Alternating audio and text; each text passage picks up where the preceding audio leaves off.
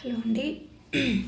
నేను యూట్యూబ్లో విశ్వపతి గారి వీడియో ఒకటి చూశానండి. అతని పరిచయాలు, అతని మాటలు కొన్ని ఛానల్స్ వాళ్ళు, సుమన్ టీవీ వాళ్ళు అట్లా ఇస్తున్నప్పుడు చూశానండి. నేను విన్నాను.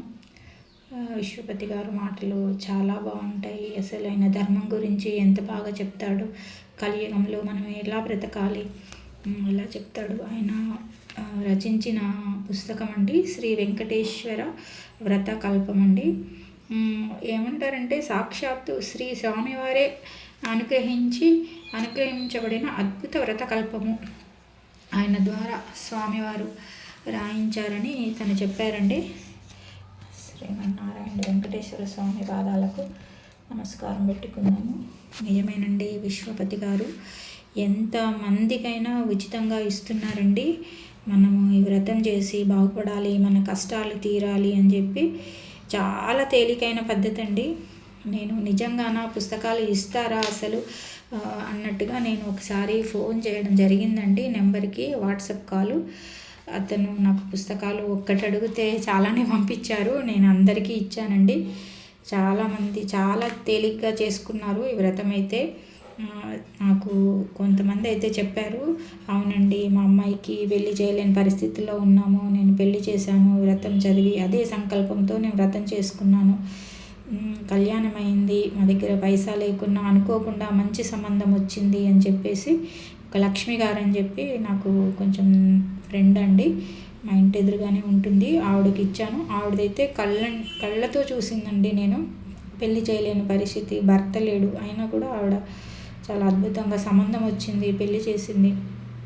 ఆవిడకి పుస్తకం ఇచ్చి ఎలా చదువుకోవాలి ఏంటి, కొందరికి వ్రతాలు అవి చేయడం రాదు కదండి. వ్రతం అంటే మా ఇంట్లోనే పాపం దేవుడి దగ్గర దండం పెట్టించి వ్రతం చేయించానండి. చేయించడం అంటే పెద్దగా ఏం లేదండి. పాపం ఆవిడ ఎట్లాంటి ఇది కూడా చేయలేదండి. ఇంట్లో కూర్చోబెట్టి దీపారాధన నేను చేశాను. ఆవిడ సంకల్పం చేసుకొని వ్రత పుస్తకం చదువుకుందండి. ఒకటేసారికి మీరు నమ్మరు, నిజంగా స్వామివారు అబద్ధాలు ఆడకూడదు, స్వామివారిని గురించి ప్రమాణాలు కూడా చేయకూడదండి. ఇది నిజంగా జరిగిన సంఘటన అండి. నా కళ్ళ ముందు నేను చూసింది, నేను కూడా చేశానండి. నాకు కూడా చిన్న చిన్న సమస్యలు ఉంటే అప్పుడప్పుడు చదువుతూ ఉంటాను. చాలా మంచి పుస్తకం అండి ఈ వ్రతము. ఆయనకు థ్యాంక్ యూ చెప్పాలి. ఇప్పుడు ఎలా చెప్పాలనుకున్నా వాట్సాప్లో చెప్పాను అనుకోండి థ్యాంక్ యూ అని, కానీ ప్రజలందరికీ తెలియాలి, మీ అందరికీ అని చెప్పేసి అతని గురించి తెలియాలండి. మనం ఎవరైనా వీడియో అతనిది చూడనట్టయితే విశ్వపతి గారిది చూడండి, చాలా బాగుంటుంది. ఆయన ధర్మం గురించి ఎంత బాగా చెప్తాడో.